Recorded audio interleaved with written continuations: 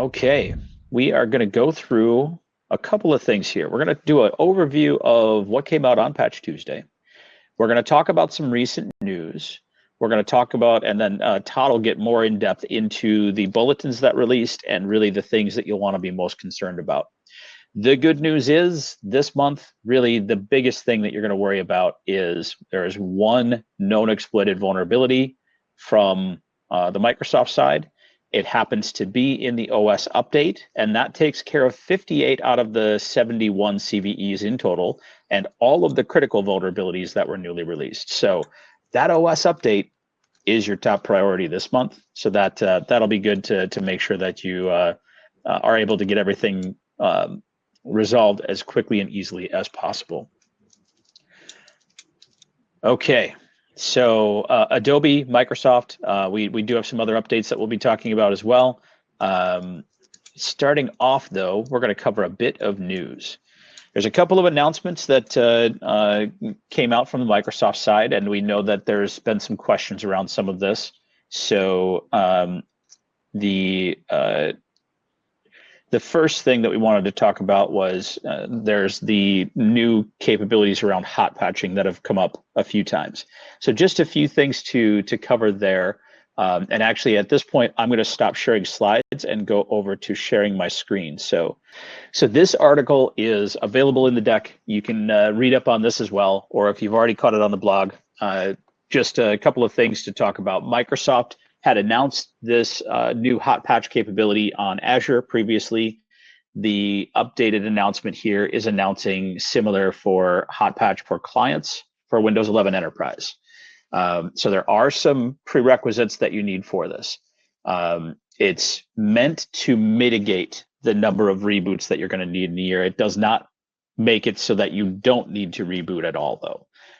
So just to be clear on that, I think that's the biggest misconception people have had, especially on the server side. The hot patching capabilities don't eliminate reboots altogether. They're just meant to reduce them so that there's less frequency of rebooting, especially for infrastructure. So the details on how it works are included in there, but the biggest thing to note is the requirements to be able to use the hot patching feature. So for the server side, you need to be running in Azure. In the workstation side, the client side, you have to have an E3 or E5 subscription. And it's got the details about the specifics of that, the different entitlements that you would need to be able to be eligible for that. And then targeted devices must be running Windows 11 Enterprise 24H2 or later. So only the latest Windows 11 and the latest Server 2025 update or versions will be able to use these features. And you have to do your updating through Microsoft Intune to be able to take advantage of this. So that's the specifics that we wanted to cover there. The links are there for additional follow-up if you want to read up more on that. But we wanted to make sure that you had that information just so that people get the common questions that are coming up around that answered quickly. The update on the overall release that people are taking a look at this month. I think this article was probably the best well-rounded that I saw of all the articles that I read up on this morning to give you just a general overview of really what you need to worry about. I think the headliner, again, called out right away is the zero-day vulnerability. It's a privilege escalation that you'll want to be aware of. And there also are a couple of other things that we'll talk about here in a moment, but the first one is the CLFS 0-day that allows privilege escalation. This will be on the next slide here, the link to the CVE article, but it's the Windows Common Log File System Driver elevation of privilege vulnerability. The severity from Microsoft is important. The CVSS score is a 7.8, but based on the fact that it's actively being exploited, for risk-based prioritization, you should be prioritizing this higher. So make sure that you're not treating this as just an important. Your OS update includes a vulnerability that's actively being targeted. So that is the high priority this month. The vulnerability was also publicly disclosed, but if you look at the details under exploit code maturity, The description here is kind of ambiguous and can count for a number of different things. But the fact that they know it's exploited, yes, the code maturity is there is code out there that can actively exploit this. The good news is that code has not been shared publicly, so not just like anyone can't just go find samples of this and use it. But there are at least, one group of threat actors out there who have figured out how to exploit this and have done so. So that's the thing to take away from this is there is active exploitation. It doesn't look like it's been shared out publicly, so it'll take longer for that to spread kind of wider. So it gives a little bit of time, but the urgency is there. So make sure to get this resolved in a timely fashion.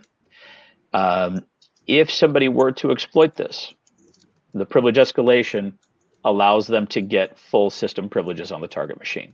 So that is in conjunction with a remote code execution vulnerability becomes an extremely dangerous combo.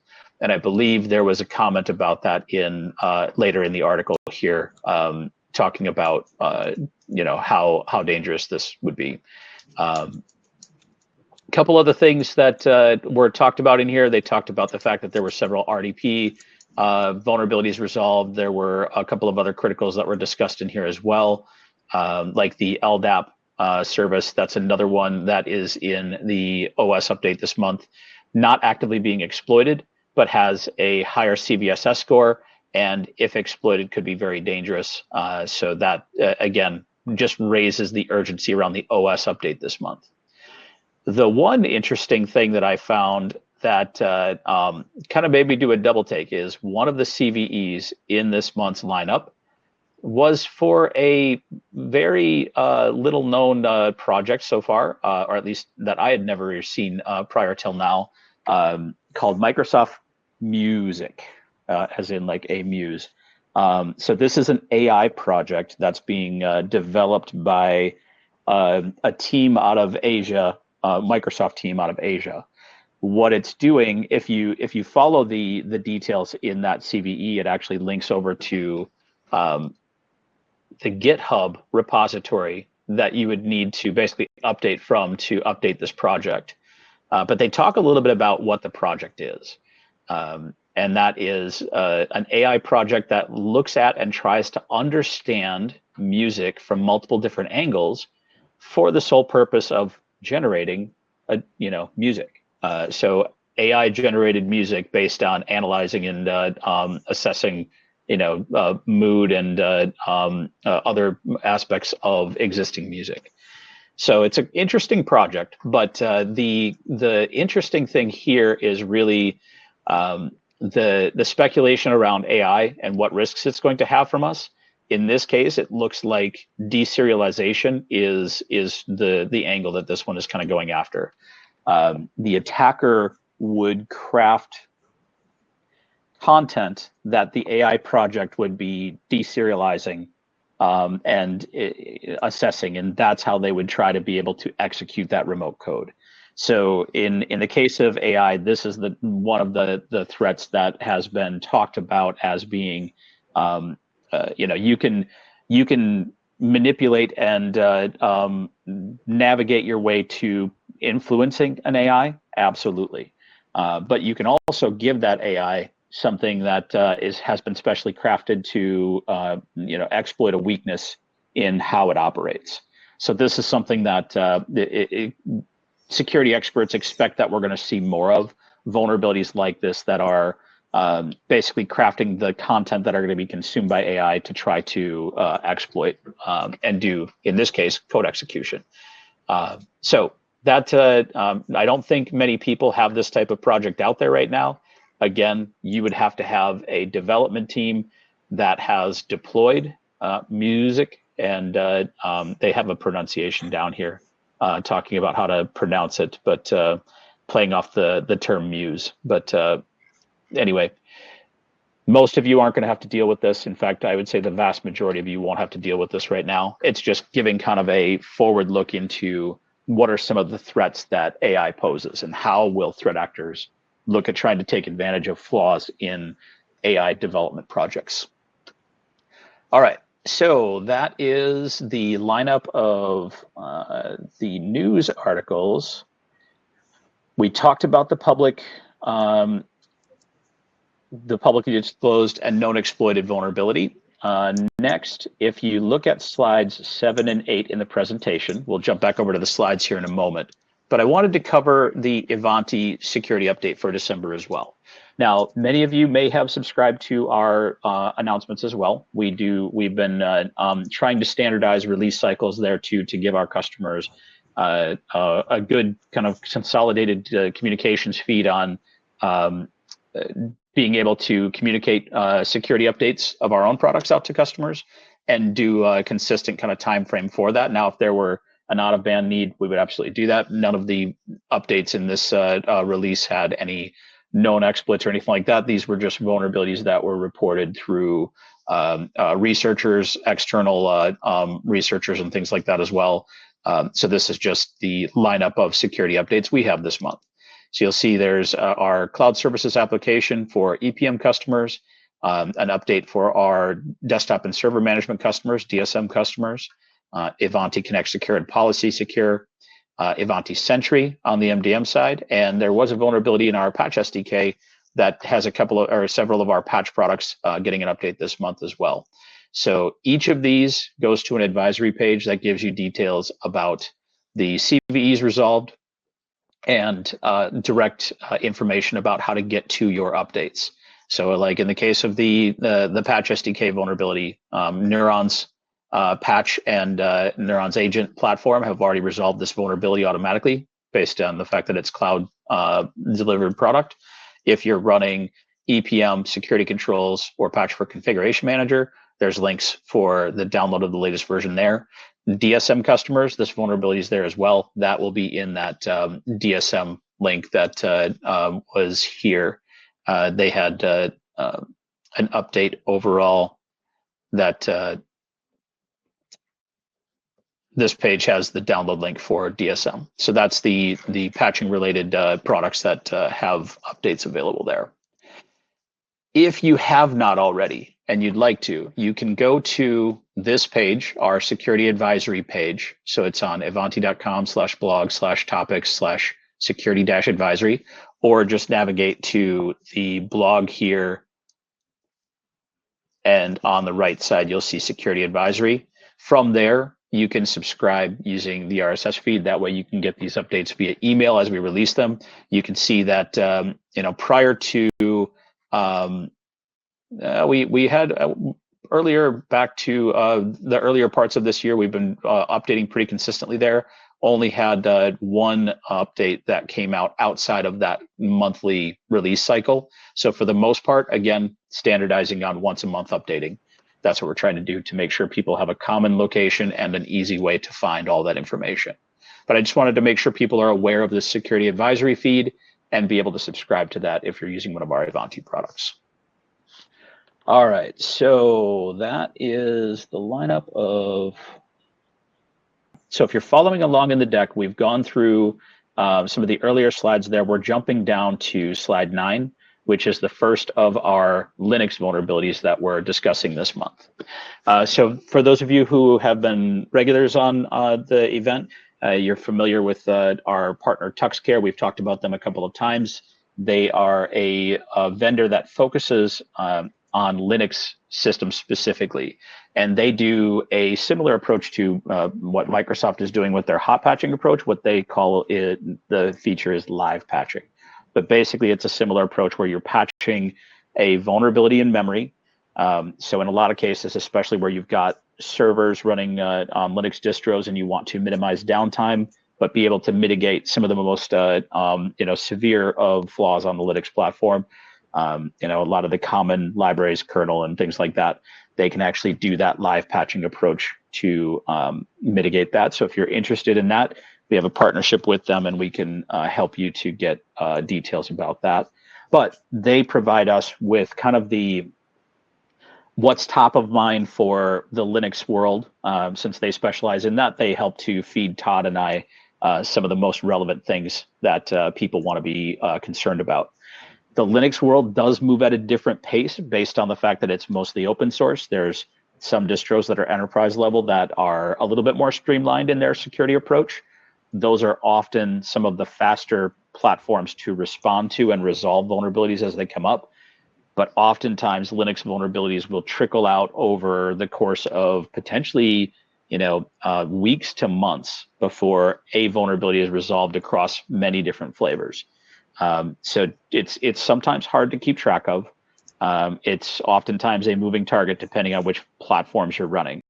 But they've got the TuxCare team has a feed on their platform. If you go to their website, you can go and look up any CVE, and they're tracking things across many different distros and trying to provide more information in an aggregated way there.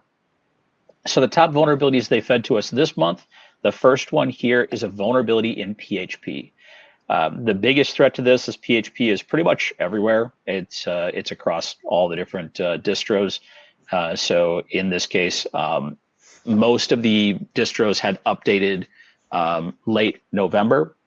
So if you haven't seen this come around yet, several of the different flavors of Linux have already made updates available.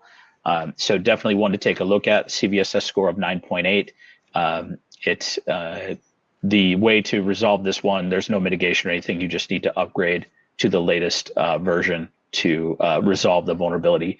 So you do need to look at each flavor and determine what versions are affected for that, and make sure that you're up to a later version than that. The second set is actually a set of 3 vulnerabilities that affect XML parsing. Utility and library within most distributions have this as well. This expat library is available in most platforms. So what you need to make sure is that that library is updated to version 2.6.3 or later. This one seems to be a little bit more spread out as far as when all distros were updating, but it looks like they kind of reached a critical mass of most of the different versions having updates available towards the end of November as well. So those are the 2 sets of vulnerabilities that you'll want to keep an eye on the Linux side this month. Hey, Chris, one other comment here. I didn't put a slide together, but Tim Walker from TuxCare also told me, he said, and we kind of talked about this last month, that a lot of these organizations have recently gotten their CNA certification so that they can actually publish vulnerabilities. And he said there are a enormous number of kernel vulnerabilities that they have recently reported. He said there's more than I can give you guys to put on a slide here, but he wants everybody to know that you should work through those as quickly as possible, even if it's out of cycle. Make sure you do your kernel updates as soon as possible. And he said probably what's going to happen is we'll get over this hump now that these organizations have been certified and they're publishing CVEs. So just kind of keep up with that. I know you might be getting bombarded with notifications that he said, but hopefully we'll get past this pretty quickly.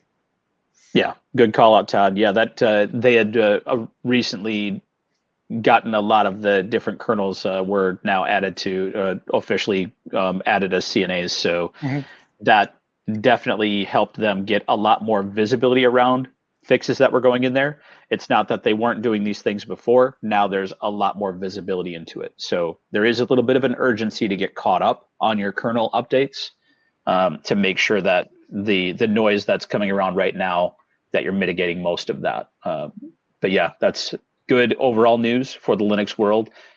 Most vendors, when they get to the point where they become a CNA themselves, they're able to drive a faster acceleration around that. There's less overhead in processes to get CVEs published and documented and resolved.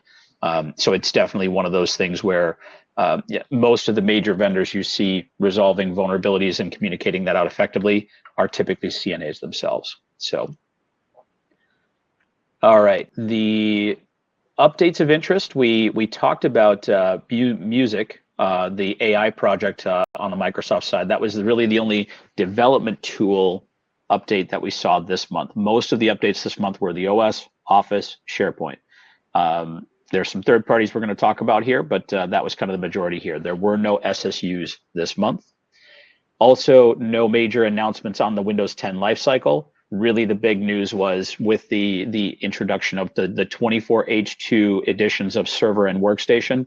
Microsoft has just been continuing feature level announcements around that this month. So no additional items there to really be concerned about. If you're using one of the Ivanti products and you're not already subscribing to it, you can go out to our content announcements. Most of you are probably already subscribed to this, but you basically pick the feed for which specific products you're running and be able to subscribe to that to get those RSS notifications as we release new content. Our content team is releasing pretty much daily, depending on what's coming out from different vendors and across different platforms. So there's always a continuous stream of things coming out. Subscribing here keeps you informed as to what happens between the Patch Tuesday events. Todd's going to go through a recap of what happened since last Patch Tuesday as well on the third-party front, but this gives you a little bit more up-to-date and timely notifications around that. So a good thing to subscribe to. All right, Todd. All right. Bulletins and releases. Take it away.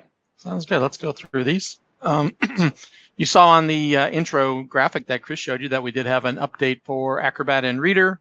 6 vulnerabilities addressed this month, 2 of which were critical. We were kind of expecting an update. They usually do one right before the holidays for this. But also, if you do check out their security advisory page, they actually provided updates for almost every one of their products this month. So handful of vulnerabilities addressed in each, but definitely if you are like a Creative Cloud user or any of the big other Adobe products, make sure you go through and factor those into your Patch Tuesday for December this month. It wasn't on our graphic, but I did put this together. Chrome did drop late in the day yesterday. There was a latest security update. They had 2 vulnerabilities that were addressed. You might have noticed that there were some issues reported on the Ivanti side with the last version of Chrome that came out last week. Turns out that it really wasn't our issue. There was an issue with Google's installer. So if you weren't able to catch that one, make sure you do update this week with this latest version of Chrome that came out, because they fixed the problem and we're off and running once again with our Chrome updates. Yeah, I had even talked to a couple of our large enterprise customers, and they were having issues deploying with us, so they tried to do it manually just to get that update rolled out, and ended up opening a ticket with Google and got some details back on that. So there were a couple of things that the silent install was not running correctly. There was some new dialogues that were popping up, and it just made for an awkward experience, but it looks like they've resolved those now. So yeah, thanks, Chris. We should be in good shape, I hope.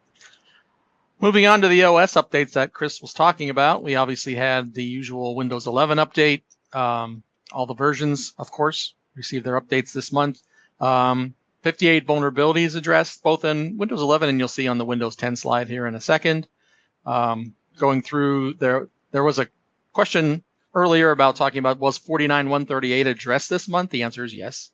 It is fixed in the OS, and I highlighted it here in red. For anybody who's interested in that. That was the only one that was really kind of publicly disclosed or exploited this month. These 2 issues are actually a carryover from last month. Actually, this popped up in October, this first particular issue with OpenSSH, showing up in 22H2 and 23H2 versions, all editions of those. Has to do with your open shell service failing to start.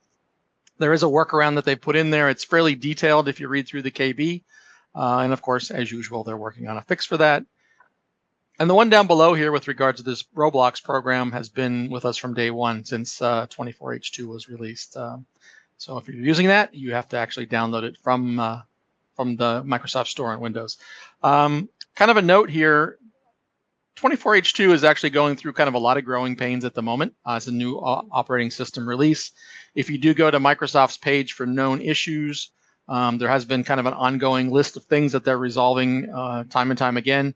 If you do take a look at that, you want to make sure that I would look at that before you kind of when you go through your install and run into issues to see if anything has been publicly announced on that page, so you don't try troubleshooting something that is a known issue. You could spend a lot of time on it and find out that Microsoft is already aware of it and it is an open issue and it's not resolved yet. So definitely take a look at that. I kind of mentioned that in my forecast blog that gets posted on HelpNet Security last week. So if you want to go over there and take a look, you can see the link if you need that track down to the Microsoft page for known issues in Windows 11. Moving on to Windows 10, I did say the same, actually it was the same 58 vulnerabilities they addressed in both operating systems. Again, just that same 149, 138 CVE announced in those particular versions of Windows 10. There was an important update for SharePoint Server this month that addressed 5 vulnerabilities. I did list them here.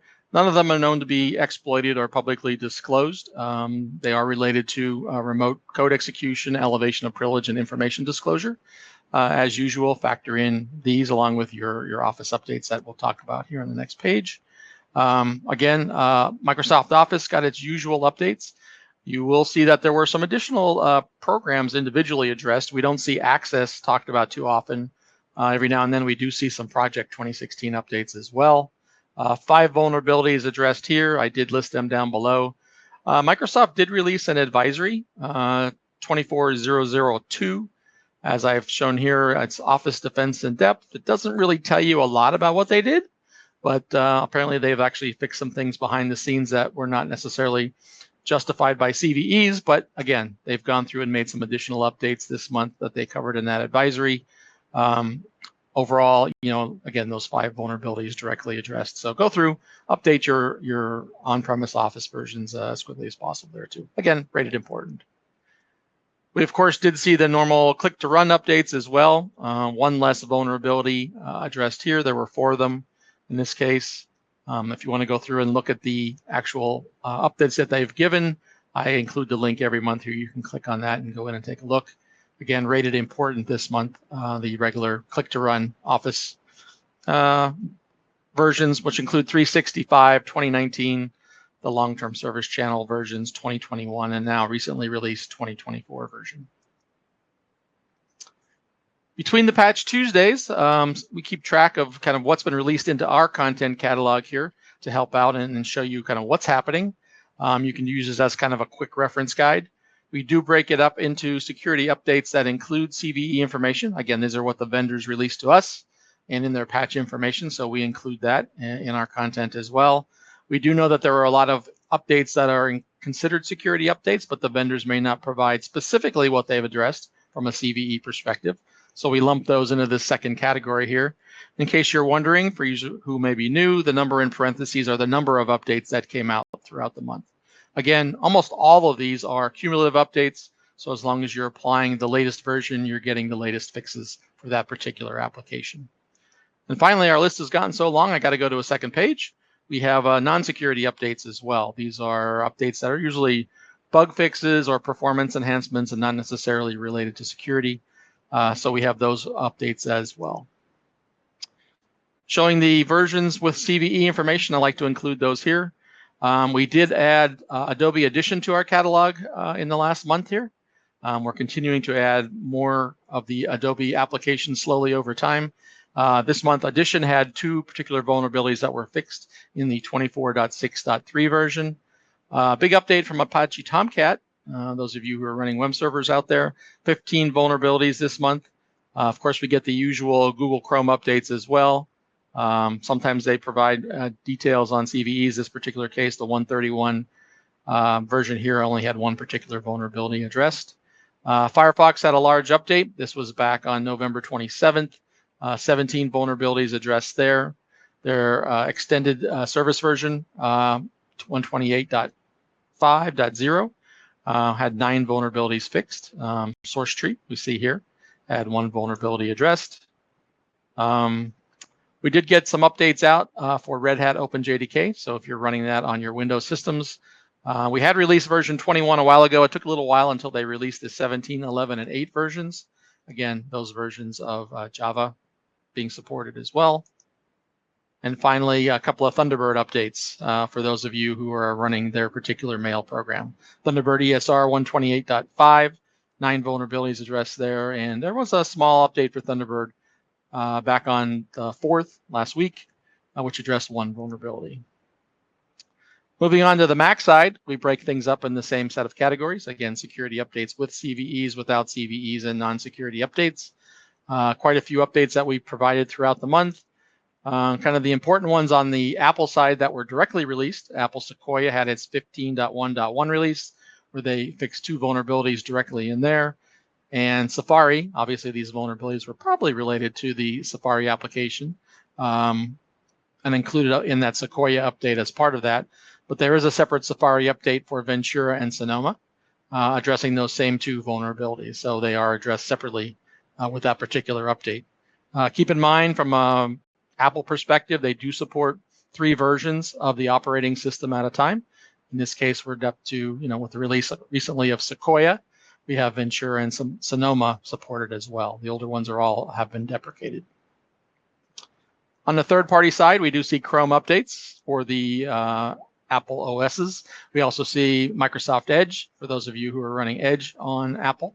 Again, smaller number of vulnerabilities there, 2 vulnerabilities in each one of those updates. And we did see a large Firefox update for Apple as well. Again, with that 133 version, you'll notice 1 less vulnerability. Apparently one of those that I was comparing the numbers before, 1 less that doesn't apply on the Windows side, still is not applicable on the Apple side, I should say. So we have 16 vulnerabilities addressed there, and we have those same 9 vulnerabilities addressed in the ESR 128.5 version. Again, on the mail side, we have the Thunderbird updates for 133, and of course the ESR version here as well. So again, kind of the common applications, common set of vulnerabilities across both the Windows and the Mac OS side of things. With that, Chris, I think we are up to the Q&A session here. That completes my update for all the bulletins and Between the Patch Tuesdays. Yeah, so I've been going through most of the questions. There were a couple of questions around the hot patching. Again, the prereqs were in that article that I showed. The way they lay that out, I would interpret as and logic. You need this level of entitlement and enterprise Windows 11 and running in Microsoft Intune. So the couple of people who were asking the question were on the EDU side. I would say even with your E3 or E5 or Office 365 licensing that they call out there, they specifically said Enterprise Edition. So I think that's one where you'll have to talk to your Microsoft rep and confirm that. They did not say EDU Edition, and they're usually pretty good about that. So chances are there may be a distinction there for now. But a good thing to follow up with them on. If you do find out, let us know, and we can share that in January with the broader audience as well. But right now, the way that I read their blog and from what details we've seen on other kind of interpretations of this, it looks very specifically like and logic. So Enterprise Edition is specifically the edition that you would need. That doesn't mean it's the exact. There could be some ambiguity there, but I can't answer that any better than what we've interpreted there at the moment. So let's see. There were one person shared a recent news article. There's an LDAP vulnerability that some security researchers had identified. Their Microsoft has not acknowledged or resolved it yet. So right now it's kind of unofficial. So we'll have to look at January and see if they resolve it there. So there's definitely at least one vendor out there making some noise about that. And this is always that danger zone of vendors pushing on big vendors like Microsoft to resolve a vulnerability. And if they don't move on it quickly enough, some vendors will start publishing or announcing things sooner. So for the best we can see, there's a unconfirmed vulnerability in LDAP that is definitely looking like it's concerning, but we'll have to wait for Microsoft to acknowledge and resolve that. So it looks like NTLM hash disclosure vulnerability in Windows 7 through 11. So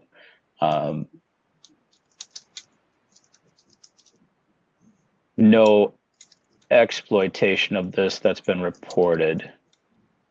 So just a public disclosure now at this point. So probably in January, we'll see that one come back around. Let's see.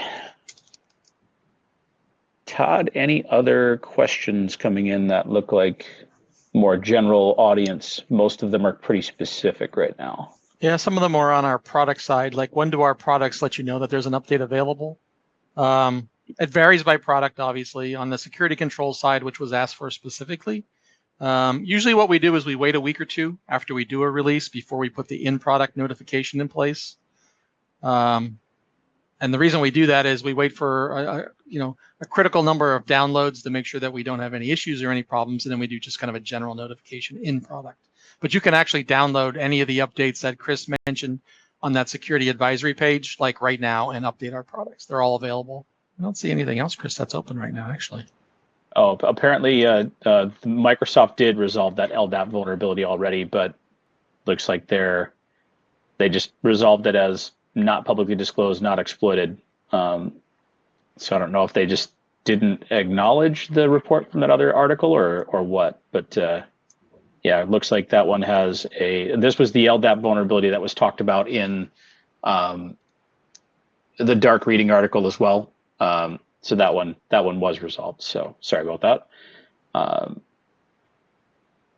Critical vulnerability 9.8 CVSS score. So in the OS update this month, yeah, if you get that OS update pushed out, you'll resolve that one as well.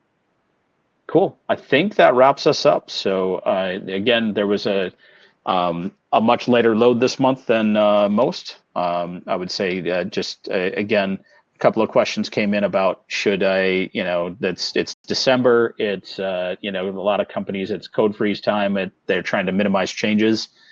The risk right now is the OS update that's out there has a known exploited vulnerability in it. Threat actors, I don't know why, but they don't tend to take vacations. They see that as an opportune time to attack an organization, because obviously the rest of us are trying to take time off and things like that for the holidays. So we have seen some targeted attacks and things occur over holiday breaks like this.